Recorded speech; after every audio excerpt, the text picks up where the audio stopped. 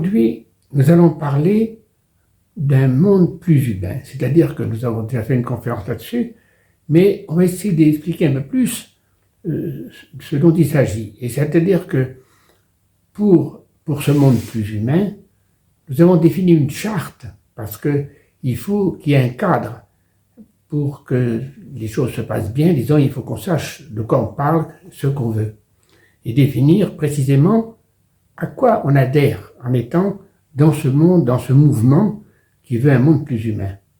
Alors, je vais vous passer l'un après l'autre les différents points, disons, qui sont prévus. Il pourra y en avoir d'autres, on va en ajouter, mais pour l'instant déjà, on parle sur une vingtaine de points qui nous semblent importants. Alors, le premier point, c'est de promouvoir une société plus humaine, mais sans l'imposer. Il ne s'agit pas de faire la révolution, il ne s'agit pas de vouloir forcer qui que ce soit à quoi que ce soit. Il s'agit que, disons, on fasse comprendre à chacun que son intérêt, c'est d'avoir un monde plus humain, mais, disons, en étant conscient que pour l'instant nous sommes dans cette société-là, et donc il ne s'agit pas de tout casser avant d'avoir construit autre chose. Il faut qu'on fasse une société qui soit plus mature, qu'on fasse une société où on aide les gens à réfléchir.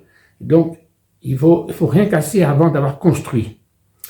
Alors, disons, le premier point de cette, le deuxième point, mais de cette charte, c'est de enlever toutes les formes du paraître. C'est très important, parce que pour que cette société évolue, il faut que les gens, ses adhérents, les gens qui constituent cette société évoluent eux-mêmes, et on ne peut pas évoluer dans le paraître. C'est-à-dire que c'est la réalité de ce que je suis qui compte.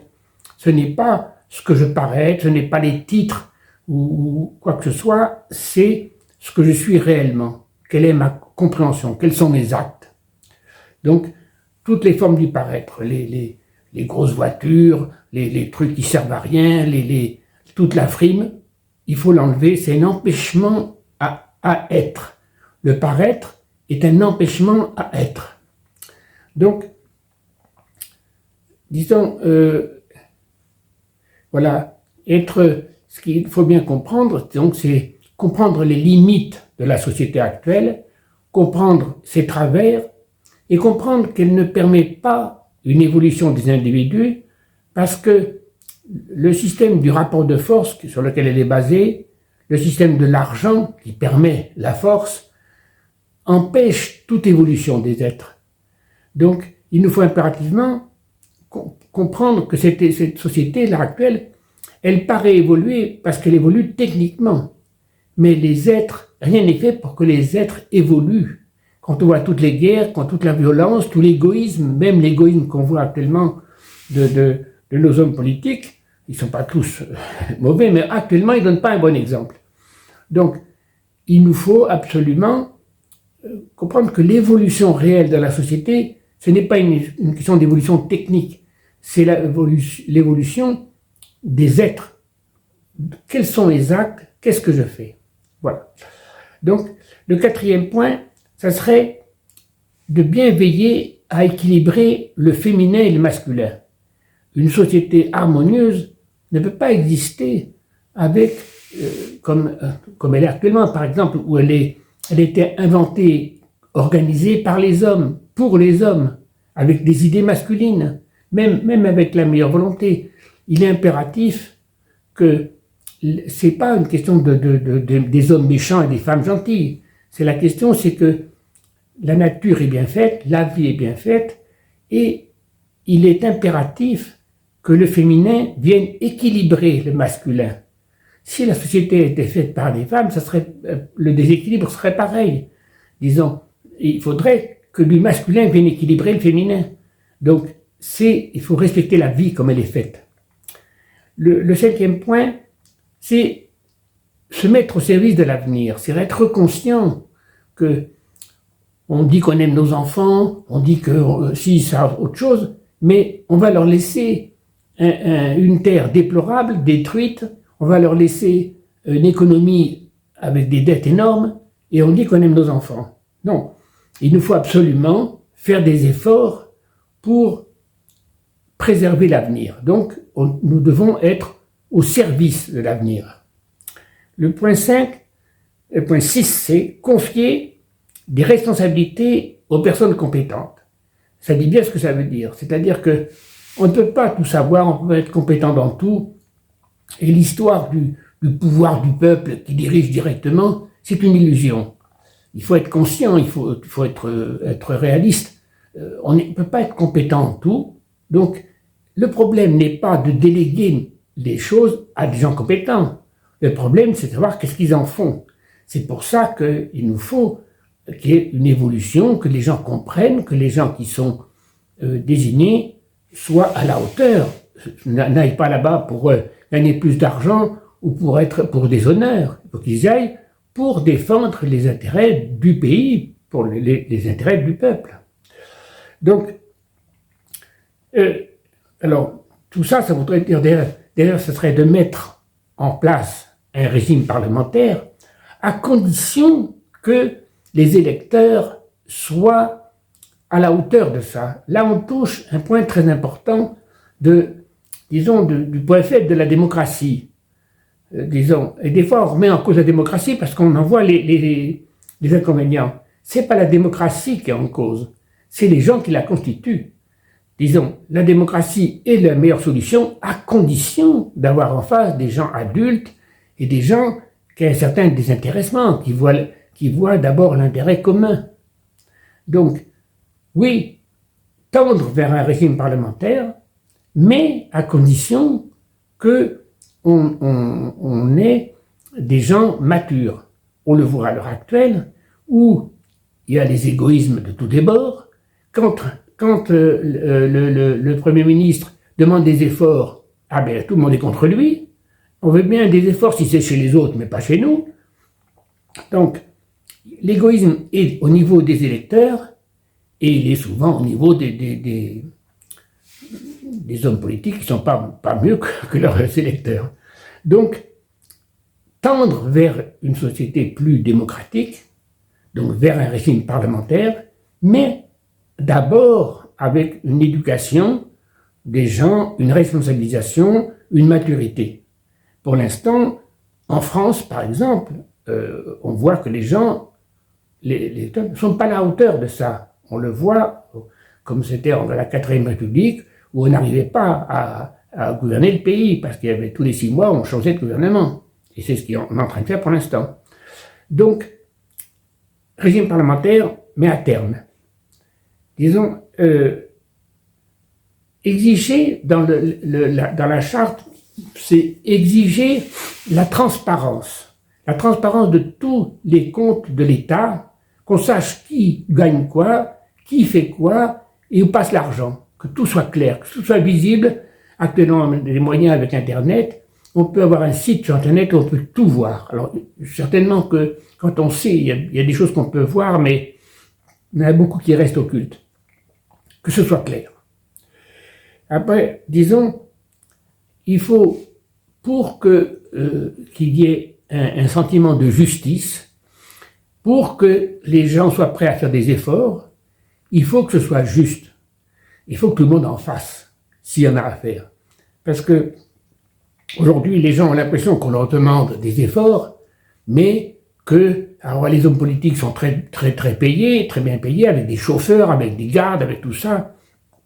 Tout un tas de choses qui coûtent très cher. C'est pas forcément qu'au total, ça fait une fortune dans le budget de l'État. Mais c'est le principe. Si je vous demande de faire des efforts, il faut que moi-même je sois exemplaire. Autrement, on n'a pas envie de suivre ces gens-là. Donc, il faut réduire les rémunérations, qu'elles soient justes, qu'elles soient logiques. Après, au niveau des entreprises, il nous faut favoriser des activités locales et à taille humaine. Ça, c'est très important. Il faut qu'on soit dans un monde humain. Il faut favoriser ces choses-là. Après, il peut y avoir peut-être, pour fabriquer des voitures aujourd'hui, on ne peut pas le faire dans un petit garage peut-être, mais favoriser les choses à taille humaine. Et ensuite, si pour les plus grandes entreprises, il faut impérativement qu'il y ait un intéressement des ouvriers à l'entreprise. Et s'il y a des actionnaires, eh bien, il faut que les actionnaires ne gagnent pas plus que les travailleurs. Ça veut dire que s'il y a des bénéfices, la moitié du bénéfice doit aller pour les actionnaires qui ont mis de l'argent dans cette affaire, mais la moitié pour l'intéressement des ouvriers à la marge de l'entreprise. Parce que eux aussi, c'est grâce aussi à eux que l'entreprise elle avance. Alors, donc, impérativement l'intéressement des ouvriers, des employés, et, disons, le rendre obligatoire à partir de 10 personnes dans une entreprise. Impérativement. Voilà. Donc, après, il faut que les rémunérations, par exemple, du directeur ne soient pas des trucs gigantesques. Il faudrait que ce soit au maximum 5 fois le salaire d'un ouvrier qui travaille à temps plein. Si il travaille à temps plein, il gagne tant, pas plus de 5 fois. Voilà. Ça paraît gigantesque par rapport à la vie actuelle, mais toute la vie actuelle, elle est basée sur la frime, elle est basée sur le rapport de force, elle est basée sur l'importance. Pour qu'il y ait une fraternité entre les gens, pour qu'il y ait du respect, pour qu'il y ait de l'amitié, il faut que les choses soient justes. Autrement, même si on ne prend pas conscience de ces différences, au fond, elles créent en nous un sentiment d'injustice. Donc, pas des rémunérations raisonnables, voilà. Alors, au niveau de l'agriculture, c'est un point important aussi parce que les agriculteurs nourrissent la société. Donc, aujourd'hui, on les voit dans des conditions très difficiles. Il faut vraiment avoir la vocation aujourd'hui pour avoir une exploitation agricole parce que c'est très difficile. Il faut travailler beaucoup pour pas gagner énormément. Il y a bien sûr des grandes exploitations là où les gens gagnent très bien leur vie, dans les céréaliers, des choses comme ça. Mais dans l'ensemble, c'est pas principalement la configuration qu'il faut pour les paysages français. En France, la France elle est belle parce qu'il y a des pays d'exploitation, parce que voilà, les agriculteurs sont un peu les jardiniers de la nature. Donc c'est important de favoriser ça. Et au minimum les grandes exploitations et qui respectent la nature, qui respectent l'environnement, qui respectent voilà, les masses d'insecticides et des choses comme ça, les grandes surfaces où on laboure avec des tracteurs énormes et tout ça c'est la violence vis-à-vis de la nature. Il faut faire ce qui est possible, mais tendre vers ça. Après, disons, préserver la nature et la qualité de la vie de tous les êtres vivants. Pour les éleveurs, ceux qui sont obligés d'interrompre la vie des animaux, il faut que ce soit fait au maximum dans le respect des animaux. Pas les transporter dans des conditions déplorables, pas les faire souffrir, et pas qu'ils prennent conscience à l'avance qu'on va les tuer. Donc tout ça, ce n'est pas digne des humains.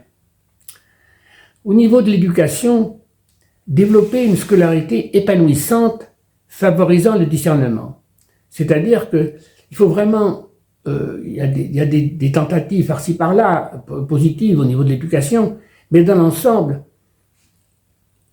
l'éducation est trop faite pour formater les élèves, pour les éduquer, pour les rendre dociles, pour d'année en année, ça paraît pas, c'est insidieux, mais d'année en année, il faut arriver à penser comme il faut penser, il faut arriver à faire ce qu'il faut faire, et d'année en année, on conditionne un peu les personnes au lieu de favoriser leur discernement, l'ouverture d'esprit, et que cette éducation soit faite dans le respect de l'individu. C'est l'individu qui nous intéresse pour que lui, il s'épanouisse, que lui, il se développe, que lui, il avance. C'est ça qui fera une vraie société.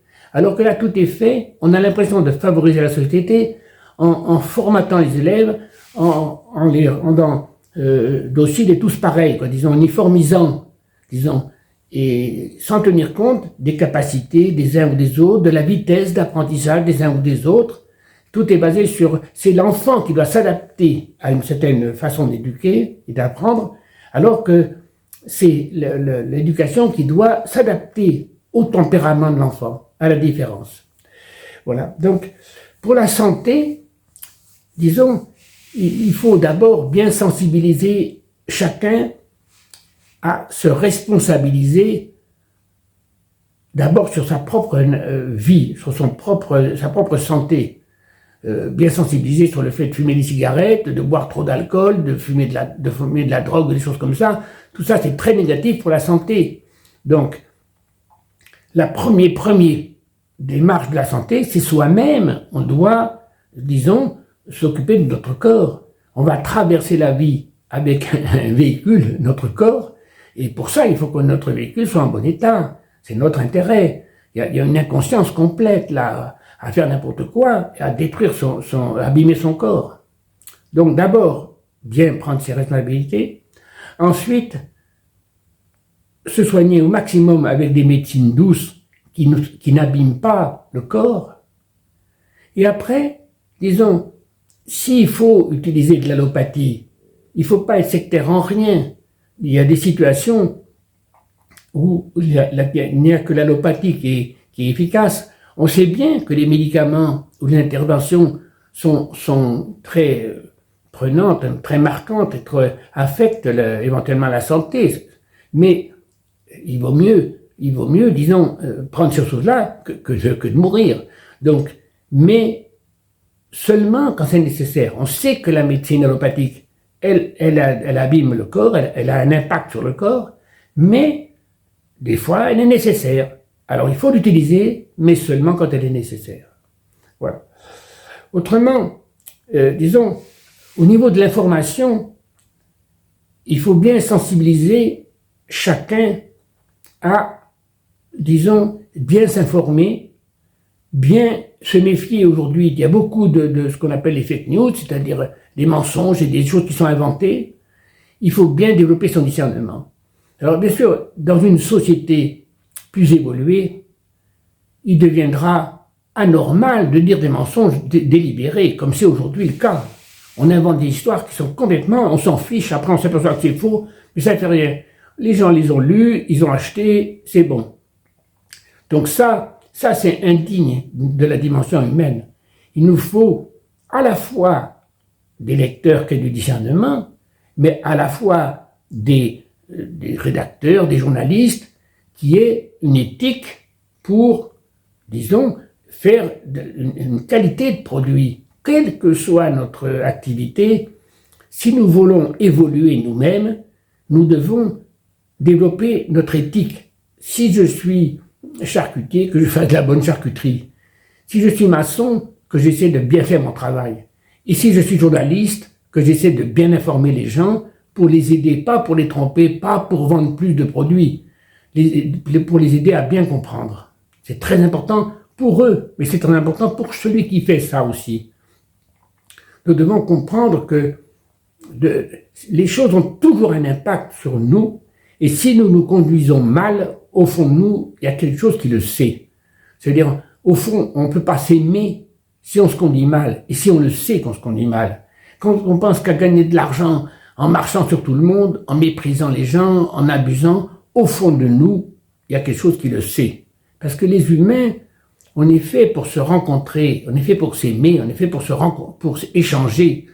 Et donc, ces choses-là sont négatives, même pour celui qui les fait. Et souvent, les gens se disent, bon, les autres m'en fichent, pourvu que moi, j'ai la grosse voiture, j'ai ci, j'ai ça, j'ai tas de choses. Mais au fond, ces gens ne peuvent pas être réellement heureux parce que la base de la vie, c'est l'amour. C'est qu'on a besoin d'aimer, mais on a besoin de s'aimer nous-mêmes déjà. Est-ce que j'aime le type que je suis ou la femme que je suis? Est-ce que je trouve que ce que je suis, voilà, je n'ai pas à me comparer, je ne dois pas m'aimer parce que je suis plus important que les autres. Non, non. Je m'aime parce que je comprends ce que je suis, que j'exprime la vie à ma manière et que, voilà, je me conduis correctement. Voilà. Donc, la culture. La culture, c'est très important. Et c'est vrai que la dimension humaine est imprégnée par la culture. Mais là aussi, et là encore, ça doit être dans une éthique. C'est-à-dire, on ne doit pas être cultivé pour être cultivé. On doit être cultivé pour apprendre. La culture doit être un matériau pour évoluer, pas pour faire croire que je suis plus intelligent que les autres. Ça n'a aucun intérêt, aucune importance, c'est même que négatif. La culture, on voit aujourd'hui beaucoup de gens très cultivés et ils croient qu'ils sont très intelligents parce qu'ils sont très cultivés et au fond ils sont bêtes par rapport au bon sens, par rapport à la réalité des choses, par rapport à comprendre la vie. Au fond ils sont bêtes. Alors c'est terrible pour notre société. Comment ça se fait que cette société, elle va si mal? C'est parce que, c'est peut-être le point le plus important, c'est que on croit qu'évoluer, c'est évoluer financièrement ou évoluer en connaissant beaucoup de choses. Alors, je connais tous les peintres, je connais tous les philosophes, je connais tout ci, tout ça, autre chose. Ça, ce n'est pas ça qui compte. C'est comment j'évolue moi-même, comment je comprends, comment j'ai un comportement qui évolue, lui, qui est mieux. Voilà, c'est ça qui est l'évolution.